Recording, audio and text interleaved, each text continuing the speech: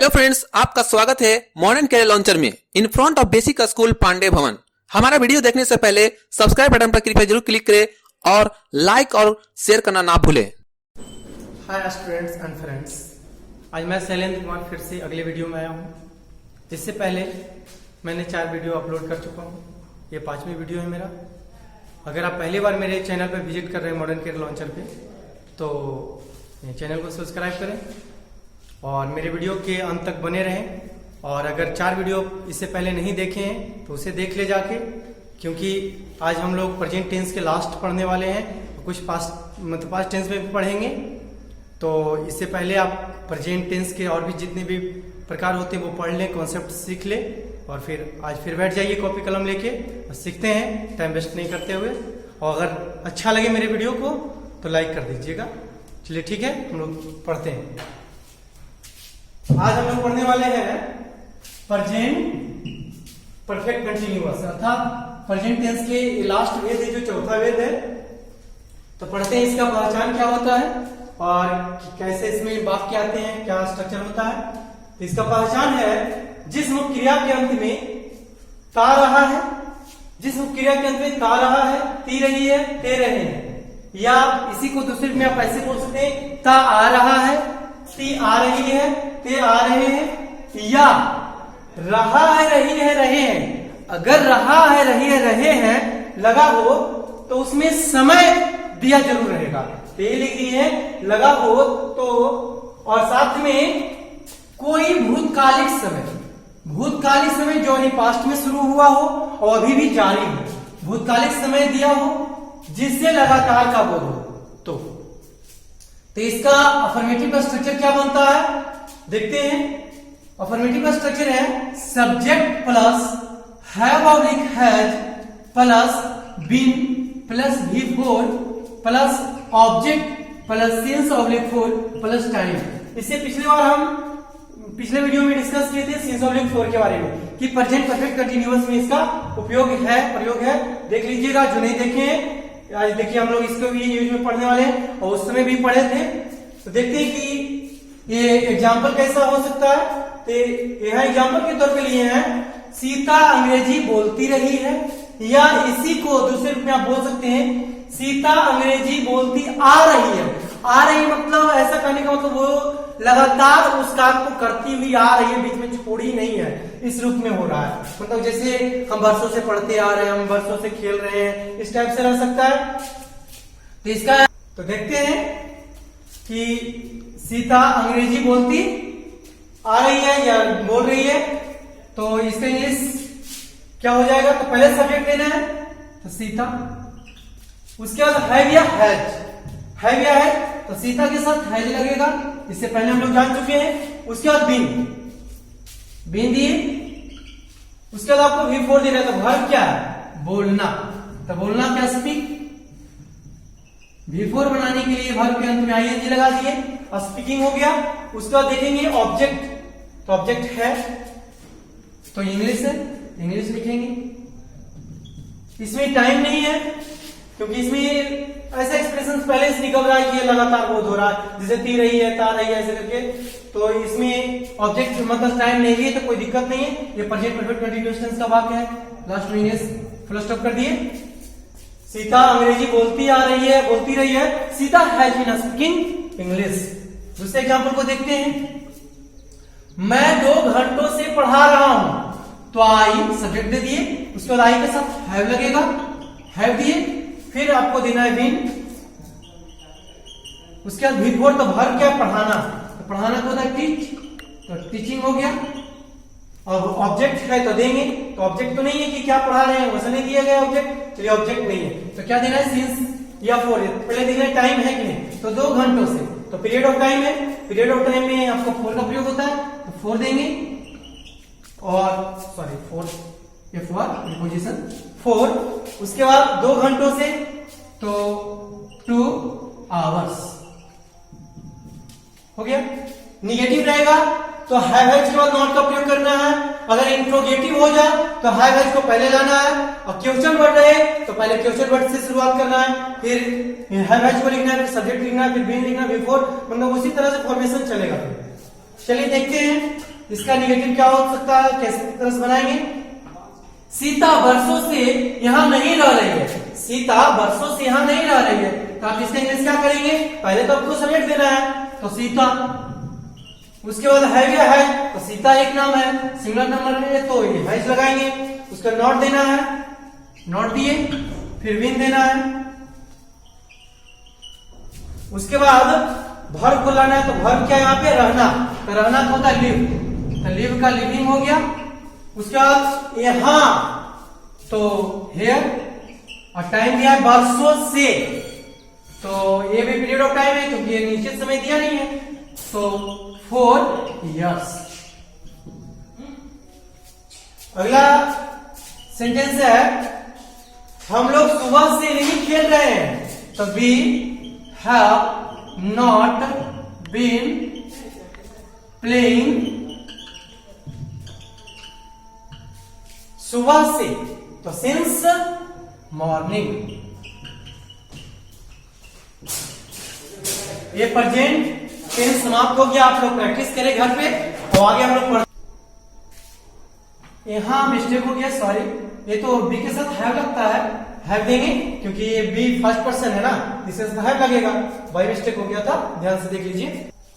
चलिए देखते हैं, प्रेजेंट टेंस तो समाप्त कर दिए हम लोग, पढ़ लिए चारों प्रकार एवं जितने उसके एक्सप्लेनेशन था, एक्स्ट्रा उसमें जो फैक्ट्स आया था सब पढ़ लिए। अब हम लोग पढ़ते हैं पास्ट टेंस को। तो पास्ट टेंस का हिंदी होता है भूतकाल, इसका पहचान पहले मतलब इसका डिफिनेशन क्या होगा पास्ट टेंस का, तो साधारण रूप में हम लिखे हैं विच टाइम हैज गॉन, जो समय बीत गया या पास्ट है।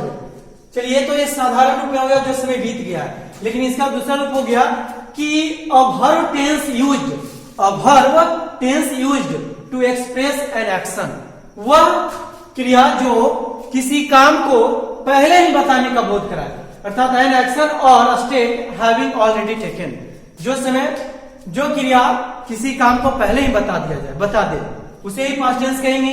तो इसके भी प्रेजेंट टेंस के जैसे 4 भेद होते हैं, तो देखते हैं, बस वहां प्रेजेंट पढ़ते हैं, यहाँ पास्ट है, तो इसके कौन कौन से प्रकार है? There are 4 kinds of past tense. First है सिंपल पास्ट टेंस या इसी का अन्य नाम पास्ट इंडेफिनिट टेंस। दूसरा होता है पास्ट कंटिन्यूअस टेंस या उसी का अन्य नाम है पास्ट इम्परफेक्ट टेंस। तीसरा इसका नाम 3 नाम होता है इसका, पास्ट प्रोग्रेसिव टेंस। चौथा होता है पास्ट परफेक्ट टेंस और तीसरा होता है पास्ट परफेक्ट टेंस और चौथा पास्ट परफेक्ट कंटिन्यूअस टेंस। चलिए ये तो इसके काइंड्स हुए, अब बारी बारी से इसको हम लोग स्टडी करते हैं। तो सबसे पहला आएगा पास्ट इंडेफिनिट टेंस या इसी को सिंपल पास्ट बोलेंगे। तो वहां भी पढ़े थे हम लोग पास्ट प्रेजेंट इंडेफिनिट में, पहले पहचान को, फिर उसके क्लासिफिकेशन एंड वाक्यों में प्रयोग। तो यहाँ भी उसी प्रकार से हम लोग पहले पहचान पढ़ेंगे, फिर वाक्यों में प्रयोग स्ट्रक्चर के साथ पढ़ते चलेंगे। तो पहचान देखते हैं क्या होता है इसका पास्ट इंडेफिनिट का। जिस मुख्य क्रिया, यानी यहाँ क्रिया कैसा होना चाहिए, मेन भाव होना चाहिए। तो जिस मुख्य क्रिया के अंत में ता था, ती थी, ते थे, ता था, ती थी से भी बोलते हैं, या अथवा इसका दूसरा रूप बोल सके या, ई, ए, या था, ये थी, ये थे इत्यादि लगा हो, तो पहचान जाएंगे कि क्रिया के अंत में ता था, ती थी, ते थे, अथवा दूसरे रूप में या, ई, ए, या था, ये थी, ये थे इत्यादि लगा हो, तो इसका अफर्मेटिव का स्ट्रक्चर क्या होता है? अफर्मेटिव का सब्जेक्ट प्लस V2, यहां वर्ब का दूसरा प्रयोग किया जाता है, ध्यान में रखिएगा, subject plus V2 plus object. तो इसमें एग्जांपल कैसा आ सकता है जो मैं अफर्मेटिव में लिया हूं? मैंने आपकी मदद की, मैंने आपकी मदद की। तो पहले तो आपको सब्जेक्ट देना है, तो मैंने कहा सब्जेक्टिव से आई, उसके बाद V2 देना, तो वर्ब क्या है? मदद करना। क्रिया तो समझ में आ रहा होगा कि लास्ट में ई है, जिसे मदद करना, वर्ब इसके लास्ट में ई आ रहा है ना, तो वहां पहचान के रूप में ये आ जाएगा ई। तो ऐसा हो सकता है, तो मदद करना का हेल्प होता है, लिखना है हमको V2।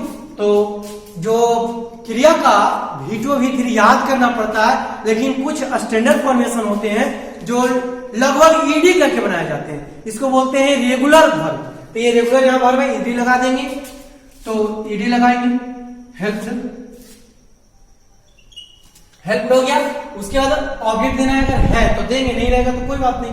यहाँ तो है आपकी, यहाँ यू लिखेंगे ऑब्जेक्टिव केस, मैंने आपकी मदद की, आई हेल्प्ड यू।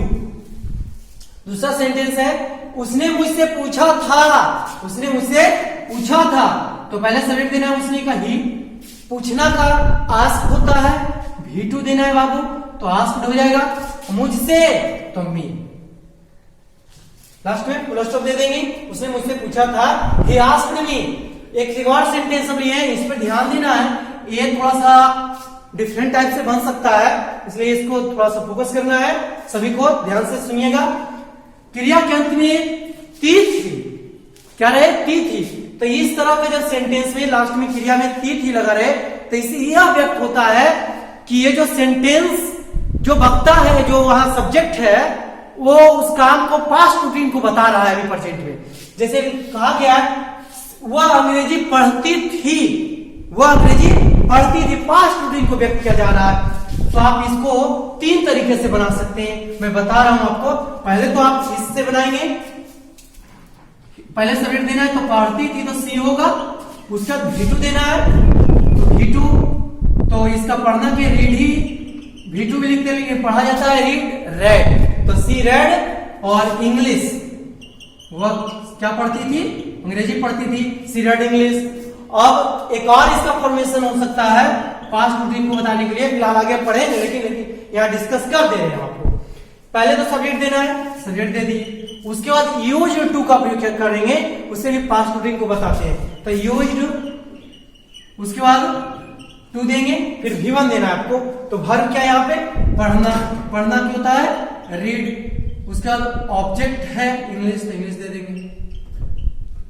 आप भी2 के स्थान पे यूज टू का प्रयोग कर सकते हैं। एक और इसका तरीका होता है जो कि मॉडल वर्ब में पढ़ने का है, जो वुड का प्रयोग पढ़े होंगे कि पास्ट रूटीन को बताने के लिए प्रयोग किया जाता है, तो उसका भी प्रयोग करके आप बना सकते हैं। तो जैसे लिखेंगे सी वुड, उसके बाद भी1 देना है, क्योंकि मॉडल वर्ब के बाद हमेशा भी1 का प्रयोग होता है, तो रीड इंग्लिश। तो ये तो तरीके आप पे डिपेंड करता है कि आप कैसे बनाना चाहेंगे, दोनों तीनों में से किसी भी बनाएंगे गलत नहीं होगा। चलिए आगे और देखते हैं इसके और फॉर्मेशन को। चलिए आगे देखते हैं पास्ट इंडेफिनिट के अन्य निगेटिव फॉर्मेशन या अन्य फॉर्मेशन जो होते हैं, देख लेते हैं बढ़िया से और बाकी फिर पढ़ते हैं। निगेटिव इसका स्ट्रक्चर होता है subject plus did plus not. ये डिड होता है जो एचवी के रूप में आता है, लेकिन भी2 का काम करता है, और जो उसमें जो मेन वर्ब होगा वो भी1 हो जाता है। इसका स्ट्रक्चर बनेगा subject plus did plus not plus भी1 प्लस ऑब्जेक्ट। तो ध्यान में रखिएगा कि जब निगेटिव हो जाता है डिड के बाद डिड नॉट को आप डिडंट लिख सकते हैं शॉर्ट में, तो आप जब डिड नॉट कर देंगे तो उसके बाद जो वर्ब आएगा भी1, उसका सॉरी जो वर्ब आएगा उसको भी1 रूप देना है, ना कि भी2, गलत हो जाएगा क्योंकि ऑलरेडी ये भी1 मतलब भी2 का कार्य करता है, हेल्पिंग वर्ब रूप में रहता है लेकिन भी2 का कार्य करता है। उसने तुम्हें गाली नहीं दी, उसने तुम्हें गाली नहीं दी, तो इसके इंग्लिश में क्या बोलेंगे। अब यहाँ आप पे डिपेंड करता है सी लिखना चाहते हैं कि ही, दोनों में से किसी को भी लिख सकते हैं कि उसने तुम्हें गाली नहीं दी। लड़का को भी बोल सकते हैं, लड़की को भी उस तरह से बोल सकते हैं आप, तो ये दोनों में से यहाँ पे किसी को भी रख लेंगे सब्जेक्ट। उसके बाद डिड देना है आपको, नहीं है तो नॉट, उसके बाद भी1 देना है, तो वर्ब क्या है, गाली देना, तुम्हें ऑब्जेक्टिव केस ये बन गया। उसने तुम्हें गाली नहीं दी, he did not या she did not abuse you। Ram ने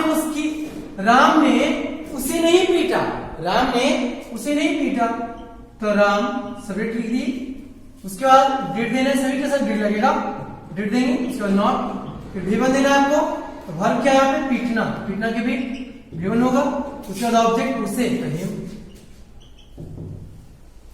राम ने उसे नहीं पीटा, Ram did not beat him. अगर इंट्रोगेटिव होगा तो डिड को पहले लाना है, फिर सब्जेक्ट को लिखना है, फिर भी1 का ऑब्जेक्ट, तो लास्ट में क्वेश्चन है। तो जैसे क्या वह यहाँ था, ये पास्ट रूटीन में है लेकिन आप बना सकते इस पे, तो पहले देना है आपको डिड, उसका सब्जेक्ट वह, तो ही, फिर भी1 देना, तो वर्ब क्या आना, यहाँ, तो लास्ट में है, लास्ट में फिर क्वेश्चन मार्क दे देना है। वो यहाँ आता था तो he did come here, sorry did he come here, क्या हुआ यहाँ आता था डिड ही कम हियर। उसके बाद अगला सेंटेंस है क्या तुमने मेरी मदद की, तो did you help me, did you help me, क्या तुमने मेरी मदद की, इंट्रोगेटिव प्लस निगेटिव। तो यहाँ एचवी मतलब ध्यान में रखिएगा कि क्या से वाक्य शुरू रहेगा और इसमें नहीं भी लगा रहेगा इस वाक्य में।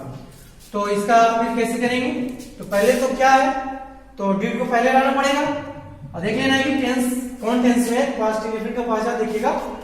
तो डिड हो गया, उसका सब्जेक्ट देना है, तो उसने का ही या सी भी दे सकते हैं, और नहीं है तो नॉट। आप चाहेंगे तो इसको डिड प्लस नॉट को या डिडंट लिख सकते थे यहीं पे साथ में शॉर्ट फॉर्म में। उसके बाद आपको देना है गिवन, तो वर्ब क्या, गाली देना, तो गाली देना के व्यूज। उसके बाद किसी को नहीं है, ऑब्जेक्ट नहीं, तो लास्ट में क्वेश्चन मार्क दे देंगे, क्या उसने गाली नहीं दी, he did he not abuse, yes did, यहाँ सी का भी प्रयोग कर सकते हैं, did she not abuse. WH word रहेगा अर्थात क्यों, कब, कहां, कैसे, ये बात में कहीं लगा हुआ रहेगा, जैसे एक सेंटेंस में है यहाँ पे हम आप अंग्रेजी कहां पढ़ते थे, आप अंग्रेजी कहां पढ़ते थे, तो पहले इसका इंग्लिश लिखेंगे कहां का, वेयर। उसके बाद आपको देना है डिड, तो डिड दे दिए, फिर सब्जेक्ट देना है था, यू। उसका वीवा देना है, तो वर्ब क्या, पढ़ना, पढ़ना की रीड। उसके बाद देना है लास्ट में ऑब्जेक्ट है तो दे दीजिए इंग्लिश। उसके बाद यहां देखिए WH वर्ड प्लस निगेटिव है, मतलब क्यों, कहां, कब, कैसे बात में लगा भी रहेगा, उस बात में नहीं भी लगा रहेगा, ये भी ध्यान में रखिएगा। ठीक है, एग्जांपल लिए यहाँ पे हम, उसने तुम्हारी मदद क्यों नहीं की, उसने तुम्हारी मदद क्यों नहीं की, तो क्यों का पहले लिखेंगे क्योंकि यहाँ क्वेश्चन वर्ड है, क्यों लिख दिए। उसके बाद डिड देना है, डिड दी, उसने का सब्जेक्ट क्या, तो उसने ही, नॉट V1 मदद करना, हेल्प, तुम्हारी या ऑब्जेक्टिव प्लस लिखना है, यू, लास्ट में क्वेश्चन। उसने तुम्हारी मदद क्यों नहीं की, why did he not help you, यहाँ लिख सकते थे आप सी भी, क्योंकि यहाँ डिफिनेट नहीं है कि एक्सप्रेशन लड़का या लड़की है, तो आप ये यहाँ सी भी लिख सकते थे, बोल सकते थे why did she not help you. उसके बाद ये तो प्रेजेंट पास्ट इंडेफिनिट का सिंपल फॉर्मेशन है, इसमें कुछ एक्स्ट्रा देखते हैं आगे। चलिए देखते हैं आगे कुछ और पास्ट इंडेफिनिट में, जैसे हम लोग प्रेजेंट इंडेफिनिट में बहुत सारे देखे थे रूल्स पॉइंट्स, तो ये इसमें भी देखते हैं। तो ए में है पहचान, जिस वाक्य में, वहां भी हम लोग पढ़े थे दो मुख्य क्रिया होगा, तो इसमें भी देखते हैं कि दो मुख्य क्रिया रहता है कि नहीं। तो जिस वाक्य में दो मुख्य क्रियाएं हो, उनमें से दूसरी क्रिया देखिए बता दिया गया, चाहता था या चाहा बोल सकते हैं उसी को, पसंद करता था या पसंद किया उसी को बोल सकते हैं, कोशिश करता था या कोशिश किया उसी को बोल सकते हैं।